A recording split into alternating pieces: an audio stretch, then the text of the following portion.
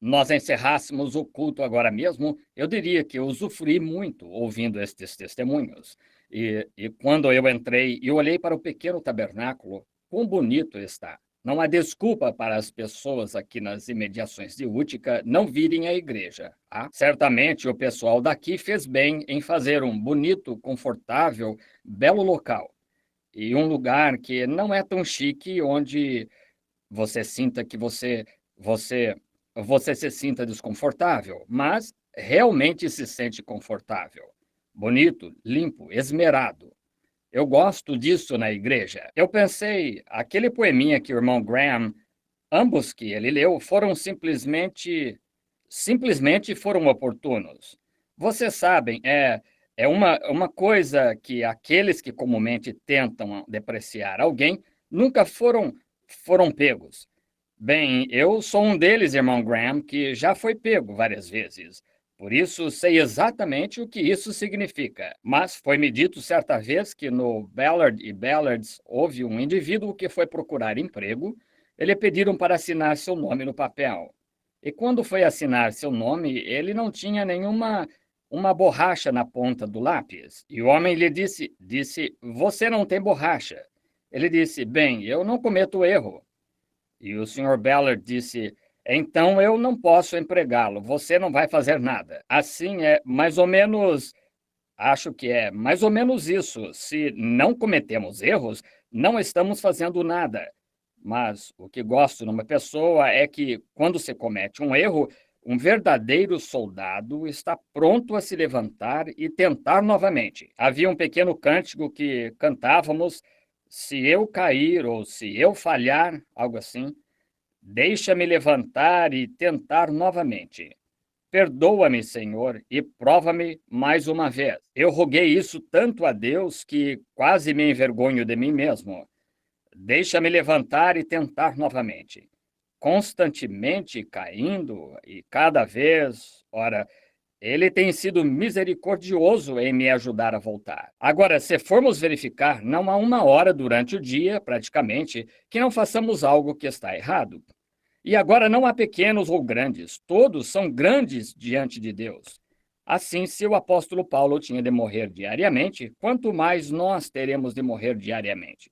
Estão vendo? E então, eu acho, uma pessoa que tenha feito algo errado e esteja disposta a acertar, a verdadeira atitude cristã é perdoar essa pessoa. E é isso aí, eu acho, irmão Graham, que o povo da igreja hoje falha tanto em entender.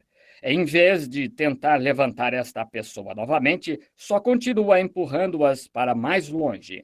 Estão vendo? Como, vejam, Cristo, quando éramos os mais vis, ele se inclinou e nos ergueu, e assim isso faz que sintamos que devemos ter esse tipo de espírito também. Não consigo me lembrar do seu nome. Talvez alguns dos irmãos consigam. Estive pensando nisso desde que subi aqui. Paulo estava. Ele tinha apanhado um escravo fugitivo. Não consigo me lembrar de qual era o seu nome neste momento. No entanto, ele tinha uma grande dívida. E Paulo sentia tanto amor por Cristo que mandou um recado ao dono que possuía o escravo. Ele disse: agora ele se tornou um irmão amado. E tudo o que ele fez e tudo o que te deve ver, põe na minha conta e te pagarei quando passar por aí. Vejam, Paulo tinha sido um cristão por tanto tempo que ele sabia o que era perdoar, o que significava perdoar alguém. Ele tinha sido perdoado ele próprio. Eu acho que cada cristão que realmente foi perdoado sabe ser grato pelo perdão. Acabei de ouvir o testemunho que o irmão Graham deu sobre o irmão Busty. Esse é o pai do irmão Roger, da irmã Creech. Ele foi operado há poucos dias e encontraram câncer e simplesmente o fecharam. Assim, oremos continuamente por ele. Mas uma das coisas mais doces, o irmão Creech tinha me telefonado para ir vê-lo e eu não sabia que ele estava no hospital. E quando entrei no quarto, ele disse, irmão Bill, ele disse, muitas vezes ouvi vocês falarem acerca de impor as mãos sobre alguém. Eu disse, sim, Busty, eu o chamava de Busty, é seu apelido. Na verdade, o nome dele é Everett. Eu disse, sim. Ele disse, Eu simplesmente sei porque vim aqui. Ele disse: ele tem estado comigo desde que cheguei. Ele disse: e algo impôs as mãos sobre mim faz pouco. E num canto ele viu um arco-íris. Exatamente aí, você sabe que algo está chegando. Está perto da hora. Mas a graça de Deus para com isso. Não estou dizendo isso porque é o pai da irmã Creed, mas ele é um ótimo homem. Acho que o batizei anos atrás em nome do Senhor Jesus, mas ele nunca se tornou aquela experiência do novo nascimento realmente consagrada que gostamos de ver, irmão Graham. Foi aí que aconteceu, lá no hospital. Ele é um homem transformado. A graça de Deus, o qual o ordenou com a vida eterna, deu um arco-íris. E um arco-íris é um pacto, mantendo seu pacto com ele. E ele está pronto para ir. Tão feliz por isso. Ele é veterano da Primeira Guerra Mundial. E faz pouco, ou esta manhã, melhor dizendo, fui chamado para visitar uma velha amiga. Eu não tive dificuldade para encontrá-la. Muitas de vocês se lembram da senhora Morris, no centro da cidade. O irmão Ruddle visitou lá recentemente e ela está inconsciente há vários dias. E ela tem chamado o tempo todo. E quando cheguei lá, ela estava chamando o meu nome quando entrei. Disse: Billy é um bom rapaz. Disse: ele passou por dificuldade. Disse: eu queria vê-lo antes de ir. Então ela esperou um minuto, disse: você já ouviu? Eu quero ver Billy. Em poucos minutos, ela conversou com seu marido, que partiu, 40, 50 anos atrás. Conversou com ele. E começou a conversar com seus entes queridos. Você sabe o que isso significa? Que está bem perto do portão. E não é estranho. Mesmo totalmente cega, ela está num mundo de trevas. Ela tem 90 anos, exatamente aos 90, cerca de 89, algo assim. E agora, no entanto, seus olhos estão tão perto do outro lado que ela pode ver os objetos do outro lado. E não pode vê-los deste lado. Você já pensou nisso? Observe um ente querido quando chega ao fim do caminho. Observe-os. O velho irmão Bosworth, um velho associado meu, eu corri para a Flórida para vê-lo. Meda e eu, cerca de 2 anos atrás, quando ele estava morrendo, quase 80 e tantos, 84, creio eu. Ele havia acabado de chegar da África comigo em um encontro. Ali estava este velho homem piedoso num cantinho. Eu entrei, aqueles pequenos e velhos braços se estenderam para mim, um velho veterano de cerca de 70 anos de pregação. E eu o tomei nos braços assim, clamei: meu pai, carros de Israel e seus cavaleiros. E me sentei na beira da cama com ele, coloquei sua cabeça sobre o meu ombro. Ele estava como que me dando tapinhas. Ele disse: filho, disse, não fale. Vá para aqueles campos, rápido, porque não temos muito tempo. Eu disse: o irmão percebe que está indo? Disse: sim, eu estou indo muito em breve. Ele disse: quero lhe dizer uma coisa, irmão Branham. Este é o momento mais feliz de toda a minha vida. E eu disse: por que diria isso, irmão Bosworth?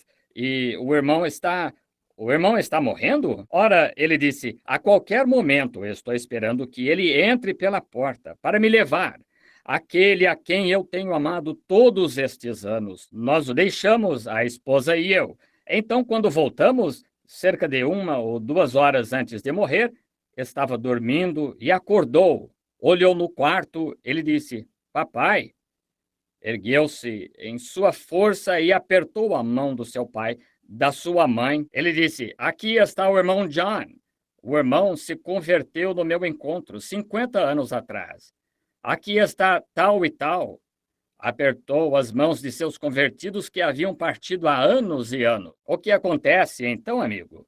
Acho que não compreendemos bem o que é tudo isso. Às vezes me pergunto, mesmo quando vimos a uma reunião para adorar, se não temos o tipo de impressão errada. Ao acharmos que vimos meramente para nos reunir, isso é bom, tem seu propósito, ou para nos regozijar e usufruir, isso tem seu propósito. Mas estamos em preparação. Estamos nos preparando para algo. Eu já disse isso várias vezes. Pode ser bom repetir. À medida que envelheço e começo a ver que meus dias estão se encurtando, começo a pensar nesta vida de uma maneira, irmão Graham, como se fosse um pesadelo que estou tendo. Muitos de nós aqui têm sonhado e entrado em sonho sério. Você tenta lutar consigo mesmo. Muitos de vocês têm feito isso. Eu tenho feito isso, muitas vezes. Tentando se acordar, de alguma forma você sabe que está dormindo. E sinto que é mais ou menos como a vida é. Exatamente na hora em que pensamos que estamos endireitados e tudo vai ficar bem, então algo vem e golpeia novamente. Agora, todos vocês, especialmente os que são mais ou menos da minha idade, sabem disso. Provas e batalhas da vida. Assim, às vezes, tento me acordar. Ó Senhor! E uma destas manhãs, ou uma destas noites, ou em algum tempo vou acordar. Vou estar em sua presença. Então todas as provas e tristezas terão terminado. Espero que isso seja verdade. Espero que um dia eu possa acordar para ser como ele. Esse é o desejo do meu coração, é acordar à sua semelhança, vê-lo. E como Paulo disse, agora há uma coisa de que quero ter certeza, enquanto eu puder, em meu juízo perfeito. Quero ter certeza de que eu o conheço no poder da sua ressurreição. Não me importa o que mais aconteça. Se eu morrer pobre e me sepultarem no campo de um oleiro, ou minha sepultura for no fundo do rio ou do mar, onde quer que seja, eu quero conhecer uma coisa. Eu quero conhecê-lo. Isso é tudo o que conta agora. Isso mesmo. Conhecê-lo no poder da sua ressurreição. Porque sei disto. Há uma grande porta à minha frente, e se chama morte, e está diante de cada um de nós. E cada vez que o coração bate, estamos uma batida mais perto daquela porta.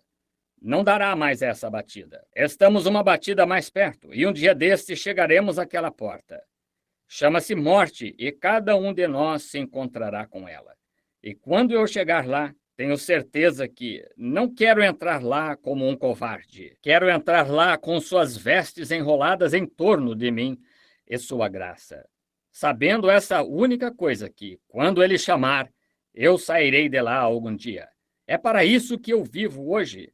É para fazer isso, conhecê-lo e servi-lo. E estes ministros mais jovens aqui, irmão Graham, e como o irmão Ruddle e os demais, eu certamente os exorto a ficarem firmes, continuarem. Quando entrei esta noite e me sentei lá atrás, eu ouvi os cânticos, apenas cantando quando estavam batendo palmas, como vencear. Ora, pude ver a irmã Snellen também lá de pé, batendo palmas como vencear, o mestre chama vencear também, e ver todos aqueles velhos santos que partiram. Bem, eles estão só esperando na outra margem além. E eu quero vê-los um destes dias. A velha mãe Pew, posso ver a tia Noan lá de pé junto à porta. Aquela vez quando ela estava tão mal. Eu vim me aproximando, o irmão George e eu disse, bem, há uma ressurreição dos mortos, disse. Eu sou essa pessoa. Posso vê-la tão claramente, a irmã Weber e todos aqueles outros. Ei, a propósito, acho que o irmão Frank está passando bem agora. Eu liguei para ele, interurbano, na outra noite, orei com ele novamente.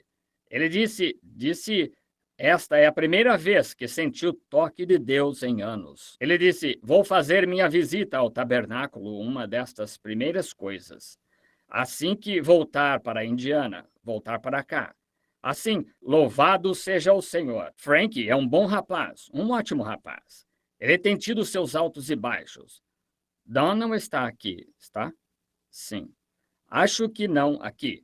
Mas ele tem tido seus altos e baixos. Mas Deus irá tirá-lo de cena um dia destes, se ele não vier.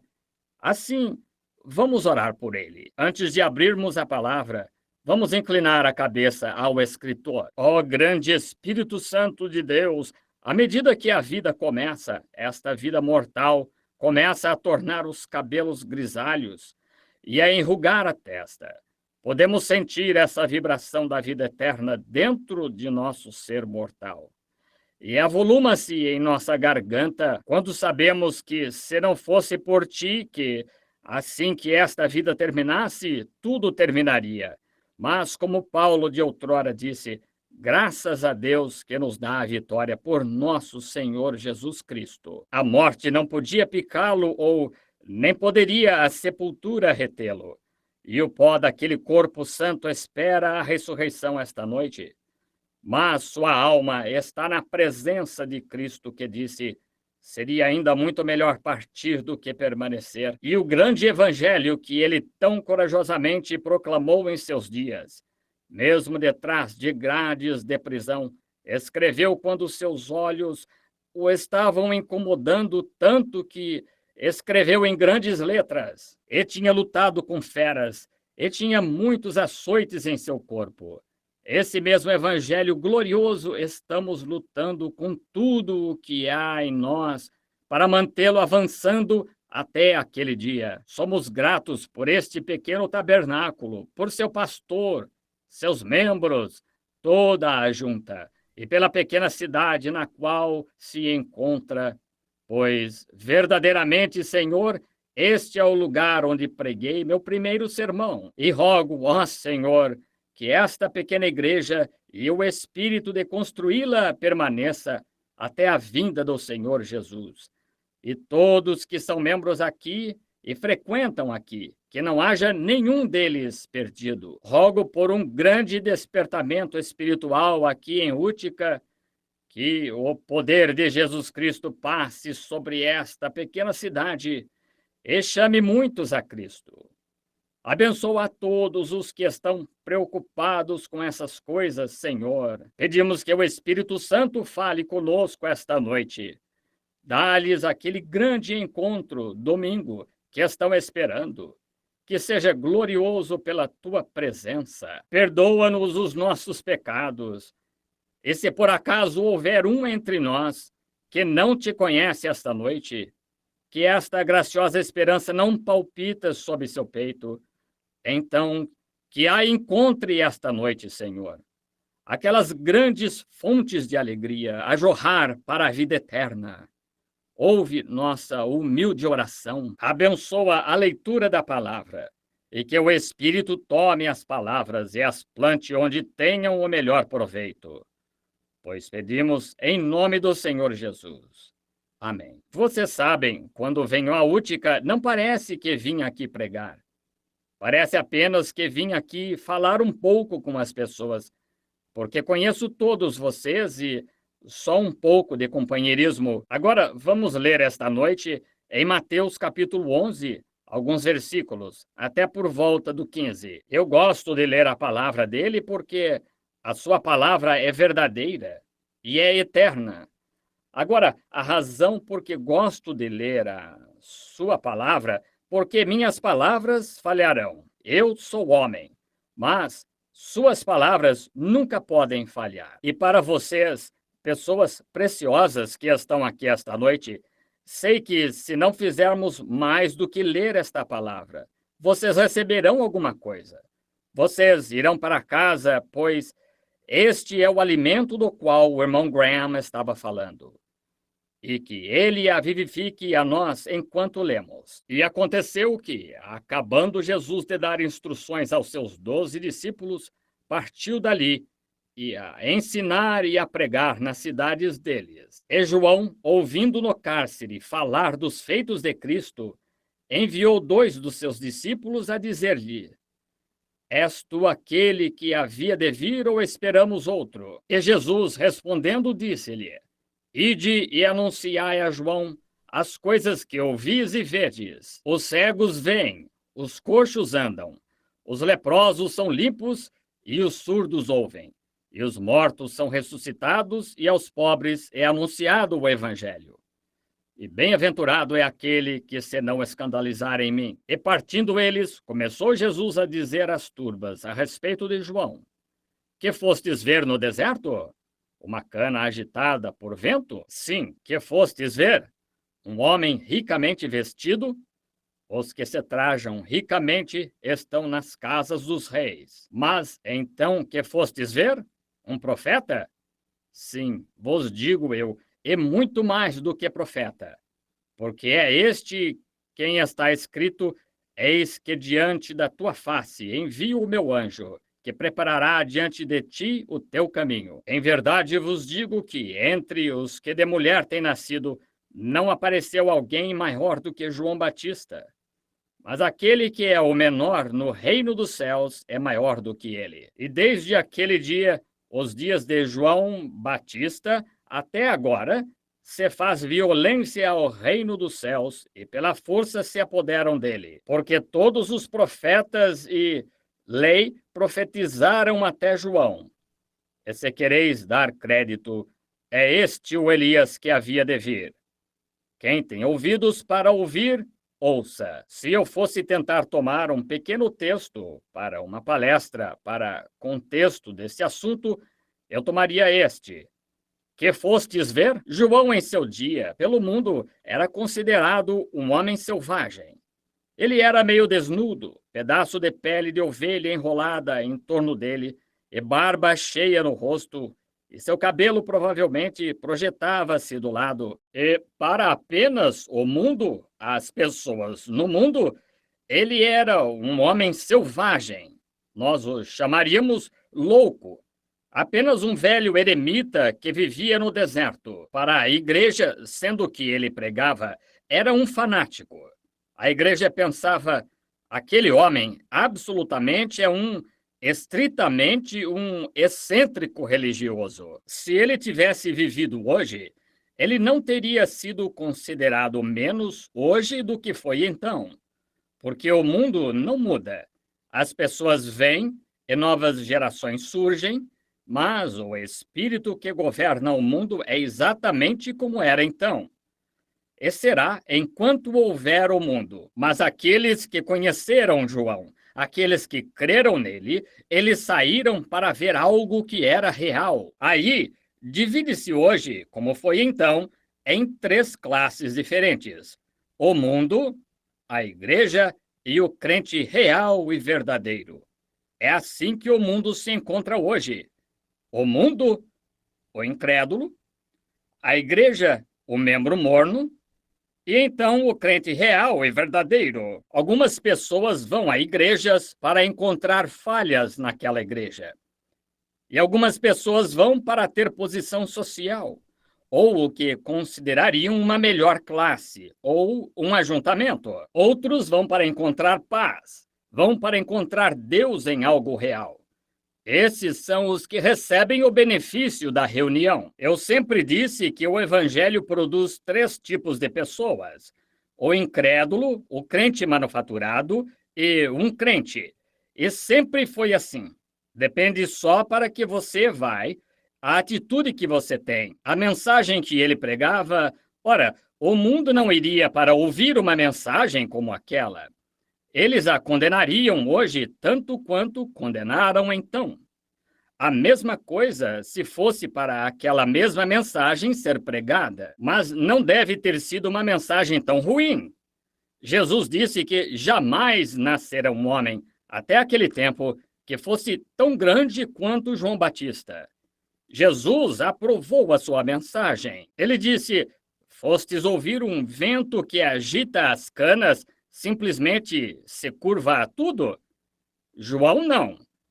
Ele disse: então fostes ver um homem finamente trajado?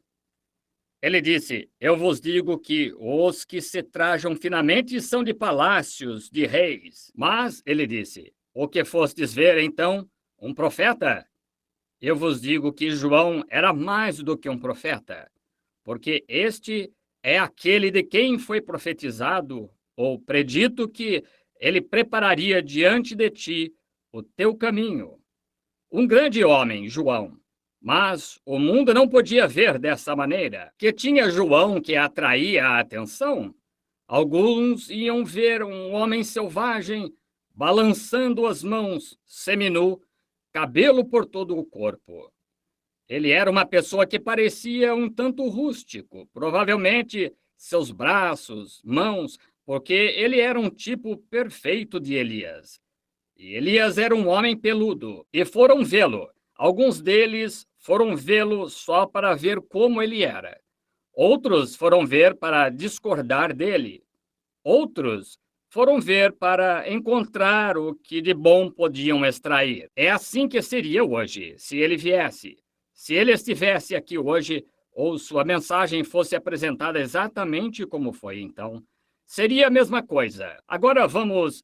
Se a sua mensagem foi tão surpreendente então que sacudiu as regiões, vejamos o que ele pregou.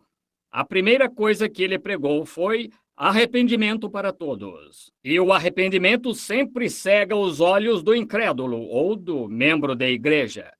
O membro da igreja sente que não tem nada de que se arrepender. E quando essa pessoa ou povo chega a esse ponto de achar que não tem nada de que se arrepender, você está numa condição mais grave, embora sendo um um membro da igreja, você está numa condição mais grave do que o pecador da rua. Pois a Escritura disse, no livro de Apocalipse, falando sobre a igreja, disse: ela estava nua, desgraçada, miserável e cega e não sabia. Agora, se um homem estivesse na rua e estivesse cego, seria horrível. Se ele fosse pobre, seria horrível. Nu, horrível. Mas, não sabendo, essa é a parte lastimável. E há pessoas hoje que se dizem cristãos, que pertencem à igreja, que não sabem que precisam de arrependimento. E dizer isso a alguém o deixa irrequieto. Agora, quando João começou a pregar o arrependimento àquelas pessoas da igreja, elas disseram: olha aqui, temos por pai a Abraão. Não precisamos de nenhum desses pregadores incivilizados saindo do deserto. Estes grupos iletrados, não denominacionais, não precisamos de nenhuma de suas gritarias e comportamento, pois temos por pai a Abraão. Assim iria essa mesma mensagem chegar à igreja hoje. Se você perguntasse a uma pessoa rapidamente: você é cristão? Diz sim. Rapidamente dirá: a que denominação você pertence? Agora, isso está bem, mas não tem nada a ver com o cristianismo. Um deles dirá: bem, sou metodista, ou batista, ou presbiteriano, ou qualquer igreja a que, por acaso, estão filiados.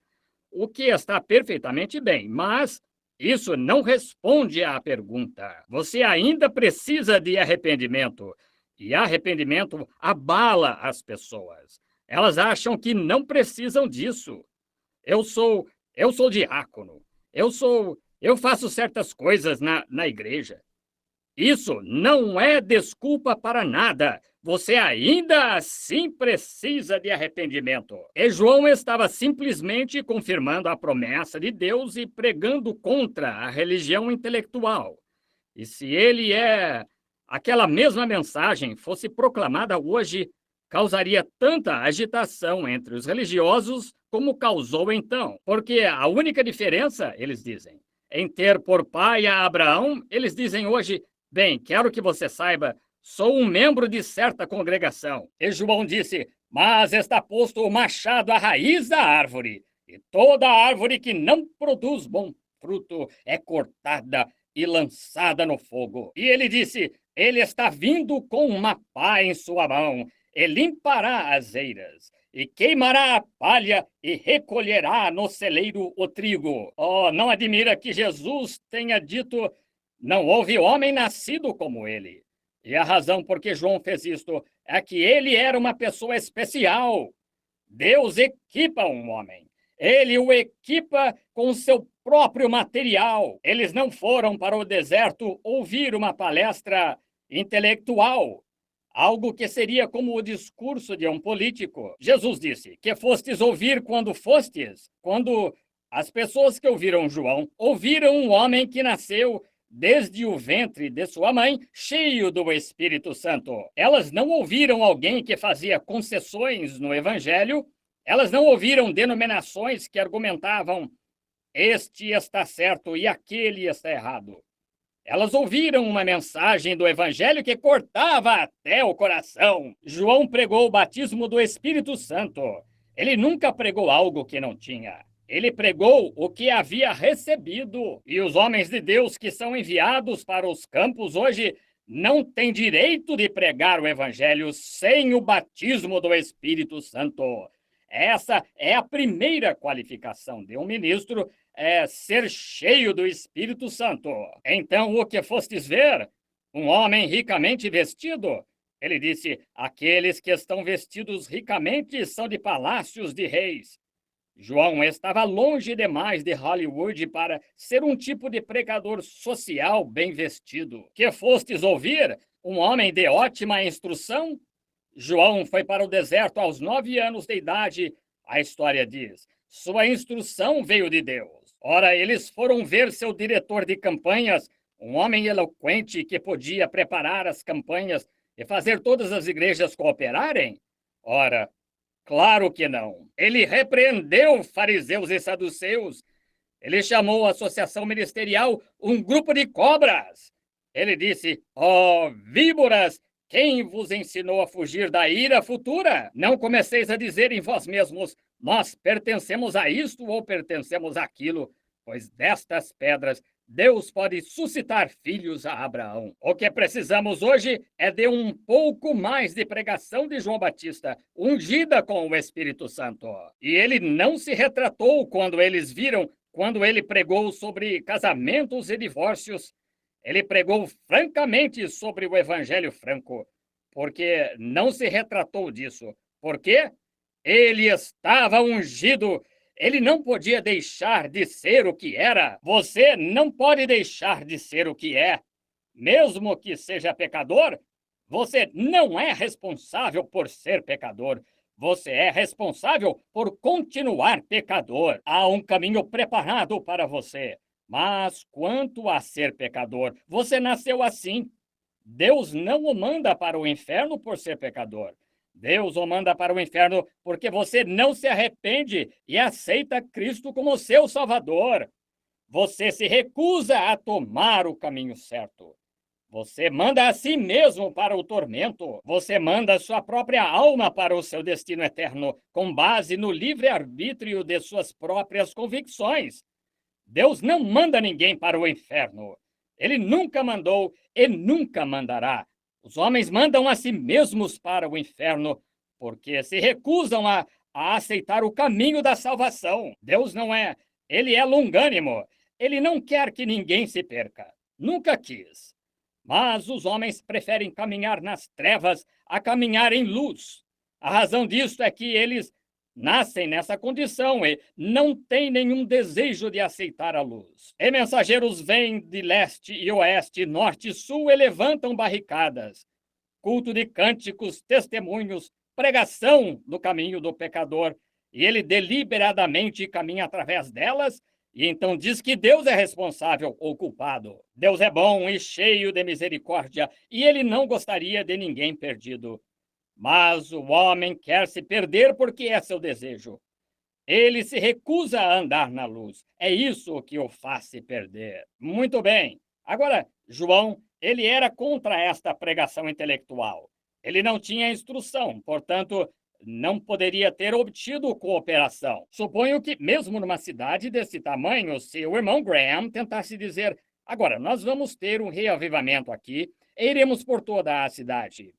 Eu vi quando ele teve seu reavivamento que, nas encruzilhadas, uma pequena placa dizia reavivamento em Útica. Não dizia em que igreja, só dizia: há um reavivamento acontecendo. Venham, todos são bem-vindos. Eu imagino que se ele fosse de pregador a pregador em torno de toda a região aqui, ele teria dificuldade para obter plena cooperação.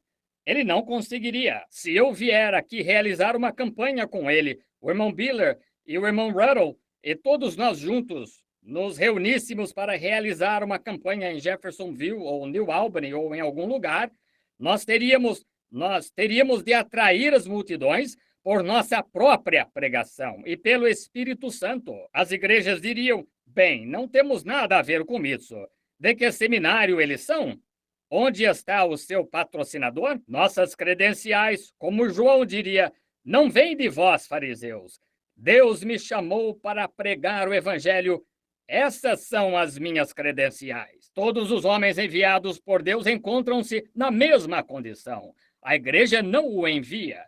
Deus envia um homem enviado por Deus, e João era desse tipo. Jesus disse: que fostes ver? Fostes ver um fariseu ou um saduceu? Metodista ou batista ou presbiteriano? Que fostes ver? Ele estava bem vestido? Era ele eloquente em seu discurso? O que ele fez, exceto se levantar e condenar tudo o que estava errado? Mesmo o tetrarca foi vê-lo, que é o governador do estado. Dirigiu-se para lá, vivendo com a mulher de seu próprio irmão. João aproximou-se dele e disse: não te é lícito possuí-la. Sim, que fostes ver? Fostes ver um pregador denominacional? Fostes ver um orador intelectual? Ora, hoje isso estaria longe do que o mundo iria querer hoje. Ora, eles querem quem seja eloquente, grande, famosas tendas e bandeiras, ou algum grande doutor em divindades. Todas as igrejas cooperando, homens intelectuais indo na frente, palestras intelectuais. Mas quando você vê um homem de Deus, normalmente ele está no beco em algum lugar, de pé, na rua, ou em algum pequeno edifício, pregando o evangelho inadulterado de Jesus Cristo. Esse é o homem que Deus enviou, irmão, pondo o machado à raiz da árvore, pregando o evangelho, independente do que as pessoas pensam sobre isso. Permanece só. Que fostes ver um homem com grande instrução? Certamente que não, ele não tinha nenhuma. Foi para o deserto aos 9 anos, ele saiu aos 30, pregando o arrependimento, repreendendo fariseus. Por que ele fez isso? Ele não podia deixar de ser o que era. O espírito de Elias estava sobre ele. Ele não poderia deixar de usar as roupas que usava. Sua natureza era aquela. Ele não podia deixar de pregar sobre mulheres andarem libertinamente, pois o espírito de Elias estava sobre ele. Ele era o que era. Ele disse a Herodias, ele a repreendeu na cara. Ele disse ao povo o que ele pensava. Ora, ele não podia evitar, essa era a sua unção. Ele era Elias. Então, se um homem ou uma mulher, sua unção fala sobre você, seja qual for o seu espírito, ele o move. Você é motivado por um espírito. E se o espírito de Jesus Cristo está sobre o cristão, o crente, não é de admirar que ele seja uma pessoa peculiar. Não é de admirar que haja algo se movendo nele. O chamado de Deus está nele. O espírito de Cristo o está motivando. E ele tem de se mover conforme o Espírito o move. Poderiam imaginar ver João chegar lá e dizer: isso está bem, isto está bem. Enquanto o Espírito de Elias estava sobre ele, ele agia como Elias. Quando se considera essas pessoas que começam e dizem: eu vou ser cristão, e começam bem. A primeira coisa, em cerca de 6 meses, elas começam a voltar. Começam desta maneira, daquela maneira, nota-se na mesma hora que a unção as está deixando. Porque enquanto o Espírito de Cristo estiver em você, ele o tornará como Cristo. Agora, muitas pessoas têm a impressão errada de Cristo. Algumas pessoas pensam que Cristo foi um maricas. Cristo foi o maior de todos os homens. Ele foi o homem exemplo. Ele não só era homem, mas era Deus homem. Ele era Deus conosco, Emanuel. Ele foi o mais humilde dos homens. Mas você pode ser humilde demais. Você pode ficar tão humilde que o diabo faria de você um fantoche. Ele foi humilde o suficiente para lavar os pés dos discípulos. Ele foi perdoador o suficiente para orar por aqueles que pregavam cravos em suas mãos. Mas ele foi homem o suficiente para trançar cordas e expulsar os cambistas da casa. Sim, João foi homem o suficiente para ser manso e humilde. Ele foi homem o suficiente para se pôr de pé às margens do Jordão.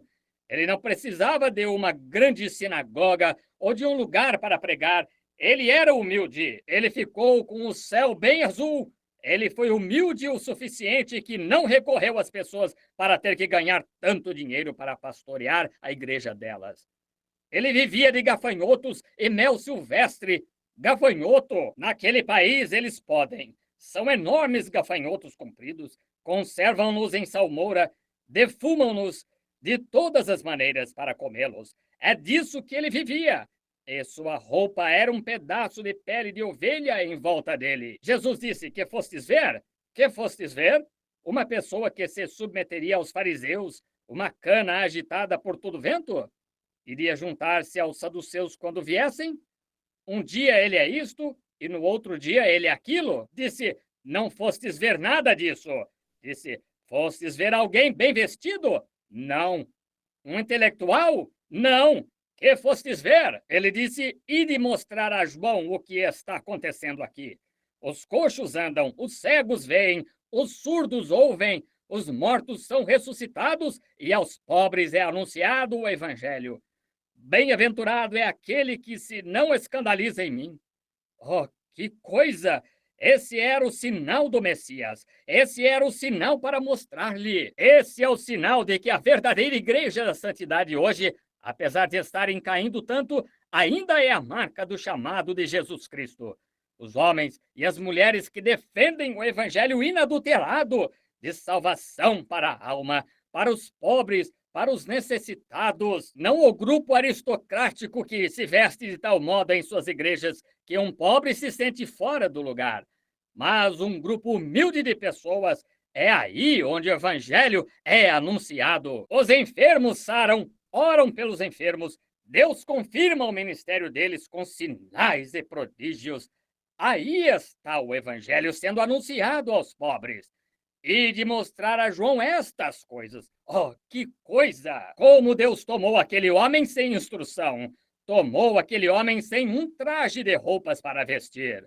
Tomou aquele homem sem um manto para colocar sobre os ombros. Um homem que não tinha lugar em que reclinar a cabeça. Um homem que não tinha uma refeição decente a qual se sentar, e abalou as nações com ele. Aleluia! Misericórdia! Quando penso nisso, desperta-me para alguma coisa.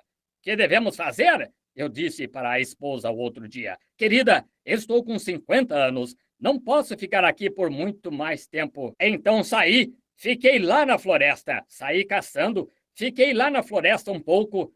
Pensei nisso, 50 anos. Qual é o problema? Então algo disse para me dizer: Deus poderia treiná-lo por 50 anos para fazer um trabalho de 50 minutos. Qualquer que tenha sido o treinamento, Deus sabe o que está fazendo.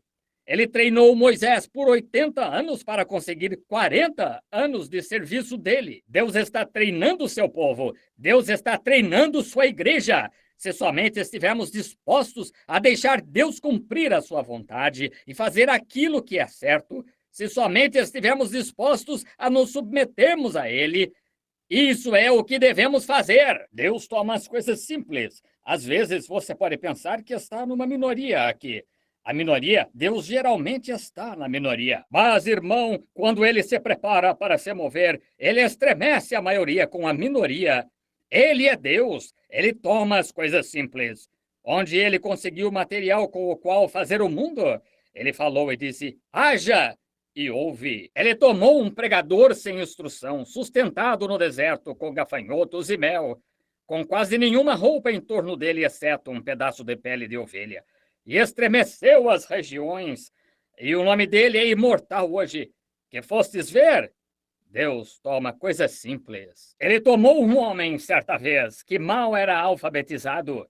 Ele tomou um homem quando 1000 filisteus correram para cima dele, e ele agarrou a queixada de uma mula e pegou uma simples queixada da boca de uma mula e matou 1000 homens com armaduras. Oh, esse é o nosso Deus que transpõe as altas ondas, uma queixada de uma mula, e matou 1000 homens. Esse mesmo Deus, certa vez, quando um grande filisteu fanfarrão se pôs de pé do outro lado do rio e desafiando os exércitos de Israel, Deus tomou um rapazinho magricela, mirrado, com uma simples funda na mão. Oh, Deus! Uma funda! um cordão preso a um pedaço de couro, uma pequena funda, uma coisa simples assim, e matou um gigante e venceu o exército deles. Deus toma coisas simples, não se requer grandes coisas, requer-se coisas simples usadas corretamente. Não é só porque são coisas simples, mas têm de ser usadas corretamente. Nem todo homem que vivia no deserto era um João, nem todo homem que levava uma funda era Davi. Nem todo homem que pegava uma queixada de uma mula era um Sansão, mas é quando é usado nas mãos ungidas de um servo de Deus. Moisés desafiou os exércitos de Israel ou os exércitos do Egito com uma vara seca na mão.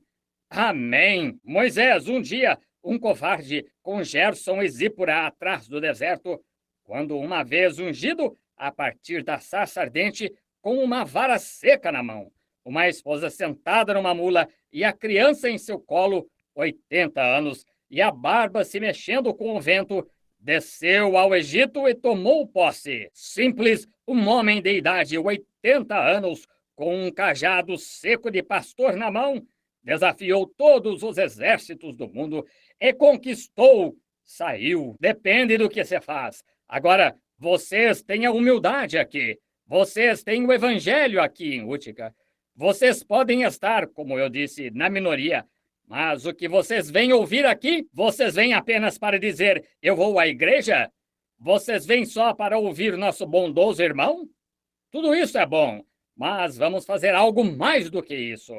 Venhamos para receber Cristo. Venhamos para sair daqui esta noite com Ele. Vamos sair para desafiar tudo o que está errado, cortar, queixada, o que quer que esteja em sua mão, lute com isso. Deus usou coisas simples com mãos ungidas. Vocês têm obras simples aqui, uma cidade pequena e simples, um povo pequeno e simples, uma igreja pequena e simples, um evangelho simples, mas é ungido Deus de tal modo, o grande e poderoso Jeová, o qual trovejou no além, o qual fez as estrelas e os sistemas solares, o qual fez a terra do que não é aparente, ordenou sua existência. Mas quando ele veio visitar a humanidade, ele não desceu em carros dourados, mas escolheu vir a um pequeno estábulo na encosta. E seu nascimento foi numa manjedoura de gado. Coisas simples, mas daquela manjedoura veio Emanuel. Que fostes ver o que impressiona o mundo hoje? Qual é o maior cartão de visita dos Estados Unidos? Qual é o maior cartão de visita do mundo? Qual é a coisa mais importante de todas as eras e todo o tempo? É a vida e o espírito de um bebê que nasceu numa manjedoura, num estábulo, na encosta de uma colina. Coisas simples, coisa simples. Está colocada em sua mão, igreja. Agora tome a unção e use-a certo. Ele poderia ser todas as crianças. Muitas crianças já nasceram em estábulos. Muitas crianças podem ter nascido em manjedouras. Mas é a maneira, o que você faz com isso? Muitas pessoas já ouviram o evangelho ser pregado. Graham tem irmãos que ouviram o evangelho ser pregado. Eu tenho irmãos que ouviram o evangelho ser pregado. Ele tem irmãos e outros têm irmãos, mas é o que você faz com ele. Faça, esse é o seu... Nós ficamos parados e discutimos sobre nossas denominações, a que igreja devemos pertencer, a que sociedade. Não é para ouvir isso que Deus envia homens. Deus envia o seu povo escolhido, seu povo eleito, para ouvir o evangelho. Aos pobres é anunciado o evangelho. Aqui, há algum tempo, no estado de Kentucky, no alto das montanhas, diz a história, de uma pequena e preciosa mãe, com cerca de 10 crianças que jazia morrendo com aquela terrível doença da tuberculose. Oh, ela havia se cuidado e feito tudo o que sabia fazer, mas o germe a estava matando. Ele a estava levando. Logo, ela haveria de morrer. Daquelas 10 crianças, é claro que ela as amava, mas só havia uma delas que trabalhava. Nenhuma delas a ajudava. Ela estava deitada, morrendo. Ela ficou de cama. Ela não conseguia mais se levantar. Esta única garotinha, ela lavava toda a roupa, enquanto suas irmãs corriam para os vizinhos para brincar. e cozinhava para o resto. Estavam em casa na hora da refeição, então. Quando chegava a hora de lavar a louça, lá se iam. Ela tinha que fazer tudo. Ninguém mais restava para fazê-lo. Finalmente, a morte veio até a porta um dia e levou sua mãe. Então tudo recaiu sobre ela para ser mãe, então, de todas estas crianças. A pobrezinha trabalhou e trabalhou e trabalhou até suas pequenas mãos ficarem calejadas. E ela fez tudo o que podia para ser mãe, para ocupar o lugar da mãe. Finalmente, ela trabalhou tanto e subnutrida também, até que a terrível doença pegou seu corpinho enfraquecido. Finalmente, ela ficou de cama e estava morrendo. Aconteceu que, do outro lado daquela região, uma professora de escola dominical chegou de carro e entrou para visitá-la. E chamou-a pelo nome. E ele disse: "Você entende que sua doença é grave?" E ela disse: "Pelo que entendo, estou morrendo." Ela disse: "Acabo de consultar o seu médico e ele disse que você está morrendo." E ela disse: "Sim, isso mesmo." "Bem," ela disse, "você está preparada para isto?" A boa professora disse: "Você está preparada para se encontrar com isto?" E ela disse: "Oh, sim, eu estou preparada para me encontrar com o Senhor Jesus." "Oh," ela disse, "isso é ótimo. Bem, agora a que denominação você pertence?" Ela disse: "Não pertenço a nenhuma." Ela disse: "Trabalhei tanto aqui, ninguém ajudava." E disse: Eu não pertenço a nenhuma denominação." Ela disse: "Filha," a boa professora disse, "você tem de pertencer a uma denominação." Disse: "O que você vai mostrar? A qual denominação você pertence quando chegar diante dele?" Disse: "A que grupo você vai se juntar? A qual denominação você pode lhe dizer que você pertence? O que você pode lhe mostrar?" A pequena dama sentada lá puxou as mãozinhas calejadas e debaixo da cama disse: "Eu só vou lhe mostrar as minhas mãos. Ele entenderá." Acho que é isso mesmo. Se somente lhe mostrarmos o que fizemos com o que ele pôs em nossas mãos, façamos isso com tudo o que há em nós. Que fostes ver? O que ele verá em você quando se encontrar com ele naquele dia, se não tem nada para lhe mostrar, enquanto tudo estiver presente para lhe mostrar? Pense nisso enquanto oramos. Vamos inclinar a cabeça. Haveria alguém que queira dizer: "Ore por mim, irmão Branham," enquanto levanto a mão. Eu agora sinto que quero tomar estas minhas mãos e dedicá-las a Cristo, para que Ele me use. Levante a mão e diga: "Ore por mim." Enquanto você levanta a mão, diga: "Eu dedicarei a minha." Eu quero, talvez alguns de vocês cristãos gostariam de dizer: "Eu, eu percebo que eu não tenho feito exatamente as coisas que deveria fazer. Eu me dou conta que tenho sido tão preguiçoso. No entanto, amo ao Senhor Jesus e eu quero que o irmão ore por mim, irmão Branham." Eu levantarei as mãos. Deus os abençoe. Isso é bom. Eu gostaria de ter mais dele. Eu o amo e eu quero me encontrar com ele naquele dia. E quando eu abrir o livro, não quero que ele diga: "Bem, você pôs seu nome no livro, mas não fez nada." Eu quero ganhar almas, quero sair e fazer alguma coisa. Eu quero orar. Deus os abençoe. Isso é... O Senhor o abençoe, Senhor. Isso mesmo. Muitas mãos.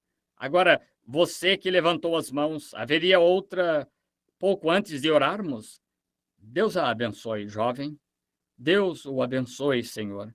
E você aqui, meu irmão. Agora, enquanto eu estou orando, e você ore também, diga: "Senhor Jesus, tu falaste comigo aqui, exatamente onde estou. Agora, a partir desta noite, eu vou te servir. Vou sair amanhã para fazer uma exibição. Vou sair não para fazer uma exibição de mim mesmo, mas quero que todos conheçam a Jesus. Eu vou fazer algo por ele. Eu vou me entregar a ti agora mesmo. E que tu me perdoes por ser tão lento. Talvez você não seja pregador, talvez você não seja professor de escola dominical, mas faça alguma coisa. Às vezes, só testifique no lado da rua, fale com alguém, saia e cante uns hinos enquanto trabalha entre os pecadores. Fale com eles sobre o Senhor. É isso o que você faz. Isso é tudo o que Deus requer. Faça o que quer que esteja ao seu alcance fazer. Faça. Agora, Pai precioso Deus, humilde e docemente encerramos esta pequena parte do culto, trazendo as sementes que foram semeadas por todo o lugar, pela leitura da palavra que tu fizeste essa toda suficiente pergunta um dia. Que fostes ver? Por que as pessoas vão à igreja? Apenas para se unir a certa igreja ou participar dos ambientes sociais da religião? Que fostes ver? Fostes entrar numa igreja da sociedade, pregação intelectual? Ou fostes encontrar paz? Fostes encontrar o Salvador? Que fostes ver? E Deus, Pai, esta noite, através da tua palavra, houve pelo menos 15 pessoas aqui ou mais que levantaram as mãos. Vindo esta noite, elas querem dedicar suas vidas, talvez crentes cristãos, mas querem que suas vidas mostrem. Talvez sentiam que por não terem sido chamados ao ministério para pregar a palavra ou ensinar na escola dominical, que não tinham parte. Mas, Senhor, não importa quão simples, dê uma queixada a uma vara seca, o que quer que esteja em nossas mãos, mostremos isso. O que quer que se encontre perante nós, façamos isso. Deus, rogo que tu santifiques a vida deles, unge-a com o Espírito Santo e seus esforços, o que quer que seja, cantar, testificar ou fazer alguma coisa, que seja para a tua honra e glória. Concede, Senhor. Abençoa nosso precioso e leal irmão Graham, que tem permanecido neste púlpito por muitos longos anos. E a pequena igreja, a igreja irmã do tabernáculo, ao entrar esta noite e vejo que há 3 cruzes no púlpito, e vejo os bancos da igreja e, com certeza, Senhor, é parente. É uma pequena igreja irmã aqui na cidade para brilhar a luz. Deus, que se torne uma poderosa igreja, concede, Senhor, que a luz do Evangelho brilhe a partir daqui em outras cidades. Que daqui venham pregadores ungidos que saiam desta congregação, estes jovens sentados aqui, que levem o Evangelho a outras partes do mundo. Fortalece e abençoa seus diáconos e seus administradores e todos os seus membros.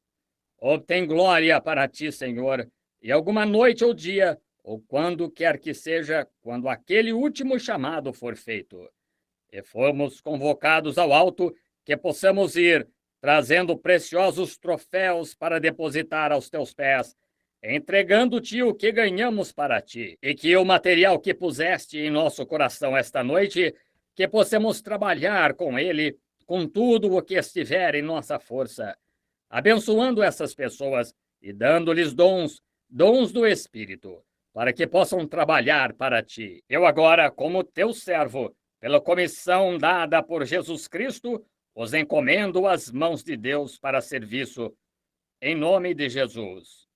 Amém. Há um antigo corinho, eu não sei se nossa irmãzinha pode tocá-lo ou não, Lugar junto à fonte. A irmã o toca? Ótimo. Quantos o conhecem?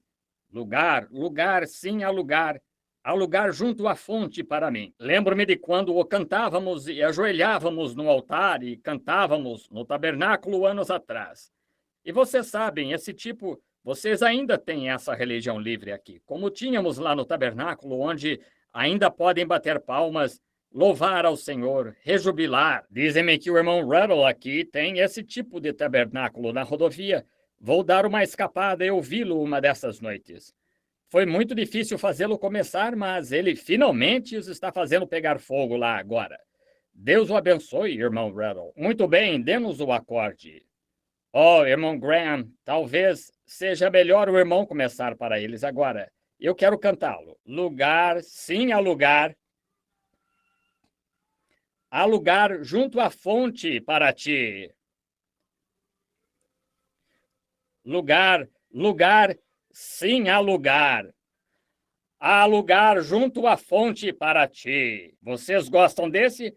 Agora, vejam, todos vocês, metodistas e batistas e pentecostais, e o que quer que sejam, vamos, enquanto cantamos esse novamente, vamos apertar a mão de alguém na sua frente, do seu lado, em ambos os lados e atrás de você, enquanto cantamos. Agora vamos, há lugar para todos nós agora. Lugar, lugar, sim, há lugar. Há lugar junto à fonte para ti. Lugar, lugar, sim, há lugar. Há lugar junto à fonte para ti. Ó, lugar, lugar, há lugar de sobra. Há lugar junto à fonte para ti. Ó, lugar, lugar, sim, há lugar. Há lugar junto à fonte para ti. Vocês não gostam desse? Vocês sabem, Jacó cavou um poço e os filisteus expulsaram, de modo que o chamou de malícia. E ele cavou outro poço e os filisteus o expulsaram dele, de modo que foi chamado de porfia. Ele cavou outro poço, o terceiro poço, e ele disse: há lugar para todos nós. E assim Deus cavou um poço na igreja luterana e puseram o resto deles para correr dele, os luteranos. Então ele cavou um poço na igreja metodista, sob santificação. Os luteranos eram justificação, então santificação. Ele cavou um poço e agora puseram todos a correr dele. Agora ele cavou outro poço. Ele não tem nome. Não há nenhuma denominação. É apenas o bom e puro Espírito Santo e há lugar para todos nós. Para você cavalgando um camelo de uma corcunda, camelos de 2 corcundas, camelos de 3 corcundas, o que quer que seja, há lugar para todos nós. Lugar, lugar, sim, há lugar. Há lugar junto à fonte para ti. Ó, lugar, lugar, sim, há lugar. Há lugar junto à fonte para ti. Não gostam muito desses antigos hinos? Eu gosto muito deles. Eu acho, depois de pregar, às vezes é tão severo e áspero. Então, quando terminamos isso, vocês sabem, isso o esfrega. Então, você se sente como todo limpo. Todos os seus pecados estão acabados, confessados. Sente-se livre. Então eu sinto vontade de cantar. Vocês não sentem? Isso é adoração. Paulo disse que quando cantava, cantava no Espírito. Se adorava, adorava no Espírito. Não sei se a irmã pode tocar este ou não. Pode ser que eu não consiga cantá-lo, mas gosto deste hino. Se não puder, não tem problema, irmã. Jesus, mantém-me perto da cruz. Lá há uma fonte preciosa.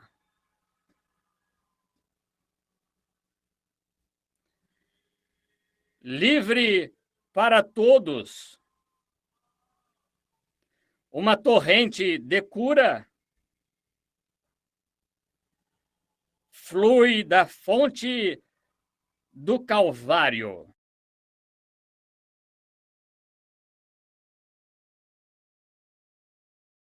Na cruz,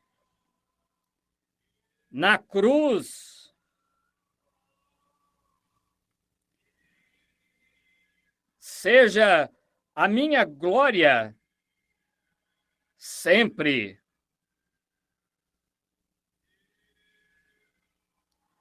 Até que minha alma arrebatada encontre repouso além do rio. Gostou disso, querida? Vocês sabem, eu só fiz isso para ouvir estas boas vozes de Útica cantarem, vocês sabem. Tinham um velho órgão aqui, tinham reuniões. Vocês, gente de Útica, se lembram disso? Iam e cantavam nas casas uns dos outros e coisas tais. Eu gostaria de ir a uma dessas novamente cantar isso. Oh, que coisa! Somente pensem, nosso precioso Salvador, temos de nos encontrar com ele. Não sei quando, talvez antes do amanhecer. Que diferença faz? Que diferença faz? Digam-me. Vamos nos encontrar de uma forma ou de outra. Assim, vamos simplesmente estar consolados. Tenham fé. Amem-no. Jesus, mantém-me perto da cruz.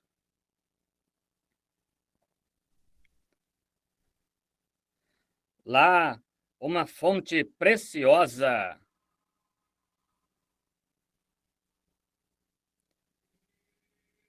De graça para todos, uma de cura, o acalma, você sabe, flui da fonte do Calvário. Na cruz, na cruz,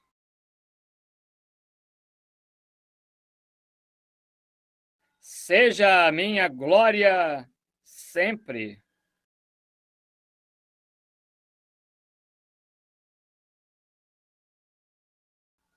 Até alma arrebatada encontre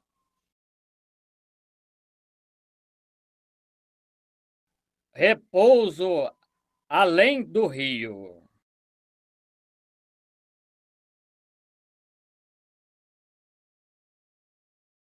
Lá na cruz onde meu Salvador morreu,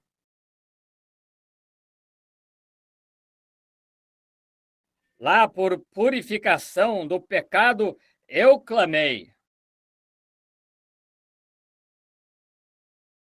Lá ao meu coração foi o sangue aplicado. Glória ao seu nome.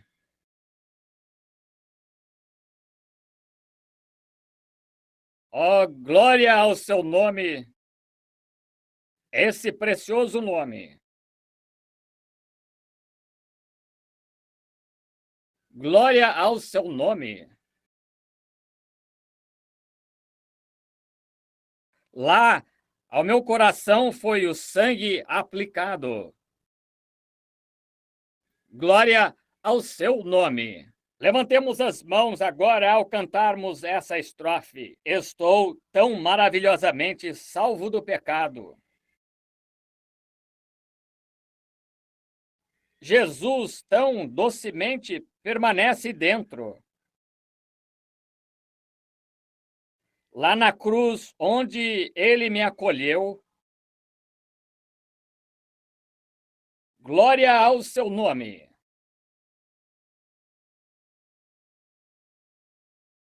Dizendo, glória ao seu nome, precioso nome. Oh, glória ao seu nome. Lá ao meu coração foi o sangue aplicado. Glória ao seu nome. Quantos querem ir para o céu? Claro que querem. Sim, Senhor. Eu quero ir. Estou a caminho. Gosto muito de saber que tenho meus companheiros e companheiras indo junto. Sim, Senhor. Venha a esta fonte que me purifica. Lance sua pobre alma aos pés do Salvador. Oh, mergulhe hoje e fique completo. Glória ao seu nome.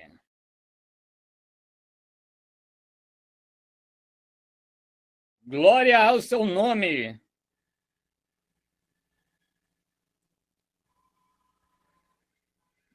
Glória ao seu nome precioso.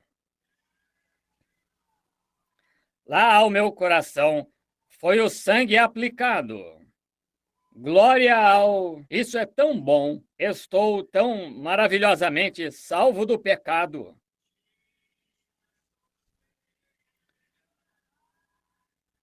Jesus tão docemente permanece dentro. Lá na cruz, onde ele me acolheu. Glória ao seu nome. Oh, e glória ao seu precioso nome. Glória ao seu nome.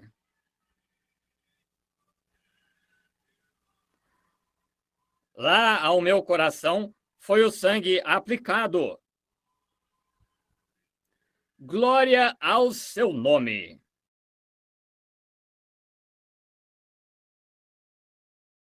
Venha a esta fonte tão rica e doce. Lance sua pobre alma aos pés do Salvador. Gostaria de vir e se ajoelhar um pouco. E fique completo. Glória ao seu nome. Cantando glória ao seu nome, precioso nome. Ó, glória ao seu nome, precioso nome. Lá o meu coração foi o sangue aplicado. Glória ao seu nome. Cantando glória ao... Alguns de vocês gostariam de vir e se ajoelhar em torno do altar agora? Venha com o outro rapaz, venha. Glória ao seu precioso nome. Oh, lá o meu irmão Biller, venham cá. Vocês, irmãos, irmão Rattle, seu nome. Cantando glória ao seu... Haveria mais alguém que gostaria de vir e se ajoelhar? Venham, se desejam dedicar suas vidas a Deus, enquanto o Espírito Santo está aqui. Lá ao meu coração foi o sangue aplicado. Glória ao seu nome.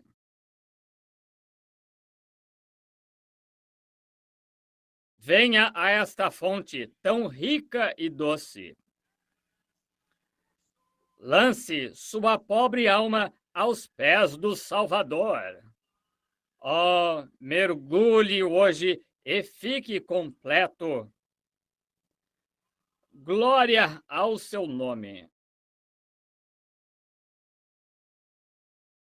Cantando glória ao seu nome, esse precioso nome. Oh, glória ao seu nome. Lá ao meu coração foi o sangue aplicado. Glória ao seu nome.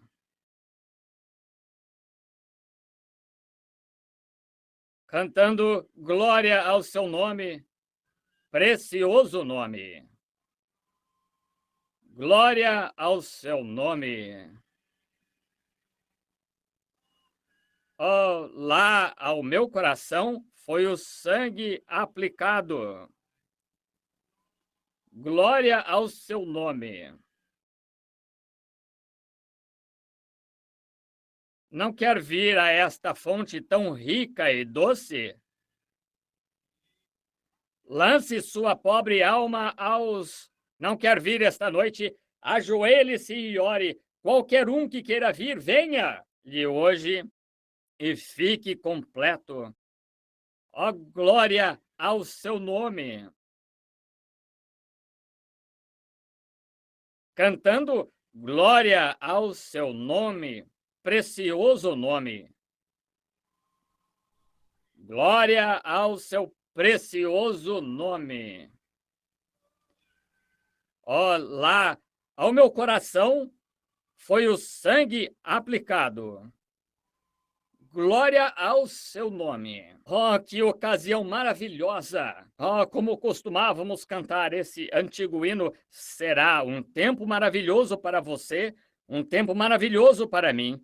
Se estivermos preparados para nos encontrar com Jesus, nosso Rei, que tempo maravilhoso será. Vocês não gostam muito dessa adoração no Espírito?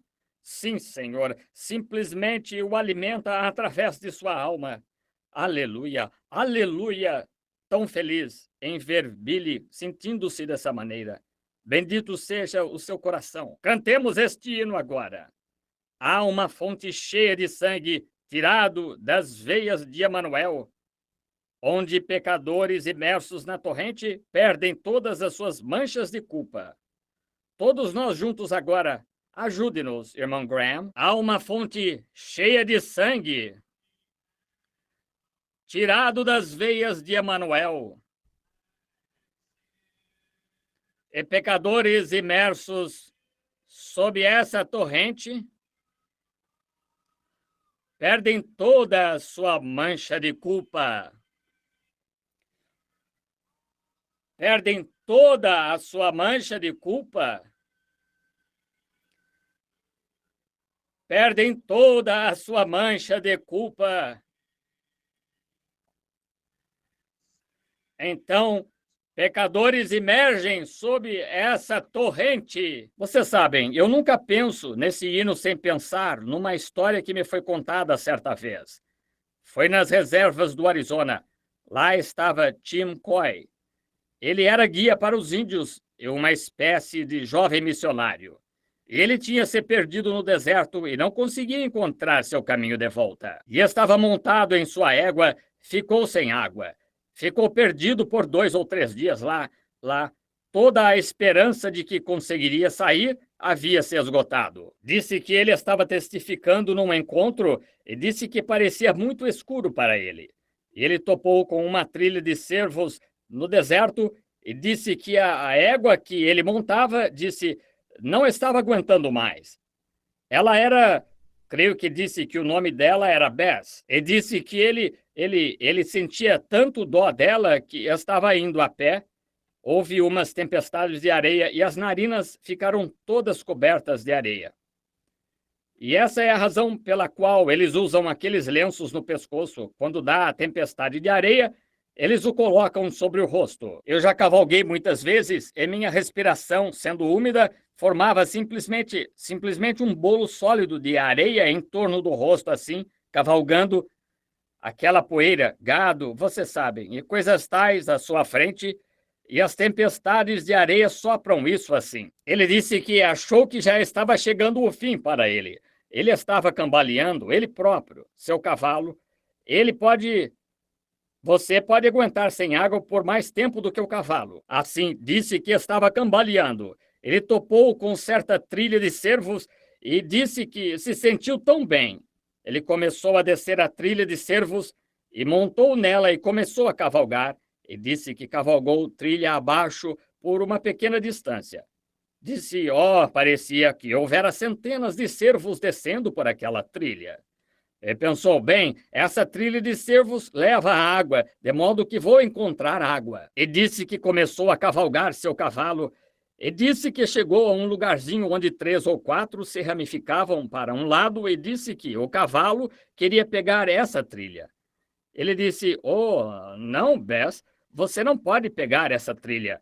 Agarrou-a pelo freio e virou-a para este lado. Disse, vá por esta trilha, está mais batida. É por aqui que todos os cervos foram beber. E disse que a égua virou, simplesmente ficou relinchando, e disse que ele estava tão animado. Ele tinha esporas de rodas e ele simplesmente cortou a égua até ela ficar ali sangrando e disse que ela se recusava a ir. Ela queria ir por esta pequena trilha. Vejam, assim é com muitas pessoas. Gostam de ir pela trilha da televisão, das estrelas de cinema, ir pela trilha da popularidade, para ser alguma pessoa importante. Estão vendo? Elas não observam aquela trilha pequena. Há uma estrada que leva para o céu. É escuro lá, uma trilha assim dizem. Mas a larga que leva à destruição é sinalizada e resplandecente por todo o caminho. Dizem que haverá um grande ajuntamento de gado, quando vaqueiros como novilhos sem mãe se acharão lá, que serão marcados pelos cavaleiros do juízo, que estão em seus postos e conhecem cada marca. Vocês já ouviram a canção? Assim, acho que eu seria um bezerro desgarrado, apenas um homem que está condenado a morrer, que seria separado no bando com os rústicos quando o chefe daqueles cavaleiros passar. Ele disse que pensou nisso. Disse, eu ouvi que... Ele olhou para ela e pensou, ora, Bess, você me carregou por toda esta distância. Eu achei que ia morrer e você me carregou até aqui. E muitas vezes ouvi falar que cavalos têm instinto para saber onde a água está. Assim, se confiei em você até aqui, vou confiar em você pela trilha pouco visível. É assim que considero o Evangelho, não o comparando a um cavalo que o carregaria, mas tenho confiado no Senhor através da vida, assim. Quando a trilha ficar pouco visível no final do caminho, quero continuar a confiar nele. Estão vendo? Esta religião dos velhos tempos me salvou lá atrás, há 30 anos. Tem me carregado por toda esta distância. Quando eu andar pelo vale da sombra da morte, quero essa mesma experiência sincera. Vou confiar nela então. Disse que ele pulou em cima dela, começou a rir. Ele não tinha ido longe quando ela pulou de cabeça num grande tanque de água. Disse que ele estava naquela água só borrifando e gritando com tudo, glorificando a Deus. Ele lavou as narinas dela e jogando água nele, gritando e agindo assim. Disse que ele acabou de sair da água e disse que ouviu alguém rindo. Olhou para a margem, era um bando de indivíduos lá com uma velha carroça coberta. Todos estavam bêbados. Eles estavam lá em um grande grupo de algum tipo de caça ou algo assim. E disse que estavam todos em uma grande bebedeira e pareciam conhecê-lo. Ele disse, saia. Ele disse, obrigado, companheiros. Ele disse, acho que você está morrendo de fome. Ele lhes disse que ficou perdido por vários dias. Disse, sim. Ele disse, bem, temos carne de veado aqui. Assim ele comeu carne de veado. Ele disse, muito bem, disse, e você é Jack ou Tim Coy, o guia índio? Sim. Ele disse, bem, disse, sendo que você comeu uma boa carne de veado, agora, disse, um bom gole deste garrafão vai ajudar bastante. Disse ele, dê-lhe o garrafão. Disse, não, rapazes, obrigado, eu não bebo. Disse que pôs o pé, orientou-se e pôs o pé no estribo e montou a égua de novo. Disse que um pequeno indivíduo levantou-se cambaleante, meio bêbado, pegou um daqueles rifles Winchesters e pôs um cartucho nele. Disse, olhe, Tim, se a nossa carne de veado foi boa o bastante para alimentá-lo, não tente achar que é tão bom que não pode beber nosso whisky. Vocês sabem como são os bêbados. Ele disse, olhem, companheiros, ele disse, não acho que sou bom demais para beber, mas, disse, eu simplesmente não bebo. Ele disse, eu sou cristão. Disse, saia dessa bobagem. Disse, você vai tomar este gole de uísque ou eu o atravessarei com uma bala, tentando blefá-lo para tomar. Disse, espere um minuto. Antes que ponha essa bala em mim, deixe-me contar-lhe a minha história.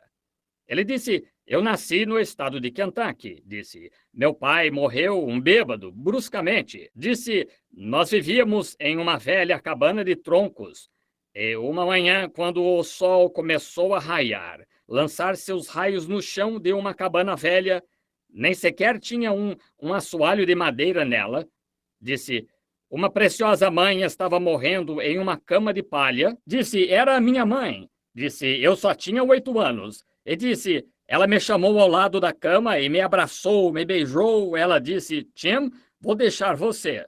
Seu pai morreu um bêbado, jogando, morto a tiros. Disse, prometa-me, Tim, antes que eu morra, que você nunca vai tomar seu primeiro gole ou jogar cartas. Ele disse, quando beijei minha mãe em despedida, eu lhe prometi isso.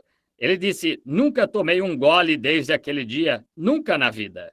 Disse, agora, se quiser atirar, atire. E mais ou menos nesse momento, uma arma disparou. O jarro de uísque estourou na mão do homem. Um sujeitinho desfigurado saiu do desfiladeiro. Ele era procurado. Ele era bandido. Disse, só um minuto, Tim. Ele disse, eu venho do estado de Kentucky também. Disse, eu prometi à minha mãe que nunca ia beber. Ele disse, estava de pé aqui esperando até eles ficarem bem bêbados, então eu ia golpeá-los, cada um na cabeça, e tomar todo o dinheiro que tivessem. Caçadores. Disse, é para isso que eu estava aqui, mas quando ouvi o seu testemunho, algo falou ao meu coração. Disse, sinto muito ter quebrado minha promessa à mamãe. Disse, mas quando minha pistola ecoou pelos grandes desfiladeiros do céu, ela me ouviu assinar uma promessa. Nunca mais vou beber a partir deste momento. Disse, Esta é a minha hora de parar. Sempre pensei nisso. Há uma fonte cheia de sangue. Não importa se você andou por aquela velha trilha pouco visível, tirado das veias de Emanuel, onde pecadores emergem sob a torrente, perdem todas as suas manchas de culpa. É assim que se faz. Emergem sob a torrente, perdem toda a sua mancha de culpa. Aqui está outro hino que gosto muito. Tenho certeza que todos vocês o conhecem. Minha fé olha para ti, tu, Cordeiro do Calvário, Salvador divino. Agora ouve-me enquanto oro. Tira toda a minha culpa e deixa-me a partir de hoje ser inteiramente teu. Vocês o conhecem? Vocês o amam?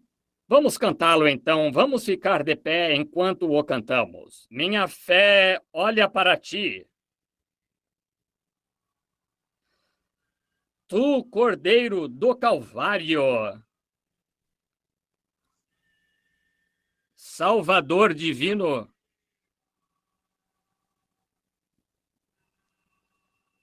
Agora, ouve-me enquanto eu oro. Tira toda a minha culpa. Ó, deixa-me, deste dia em diante, ser inteiramente teu.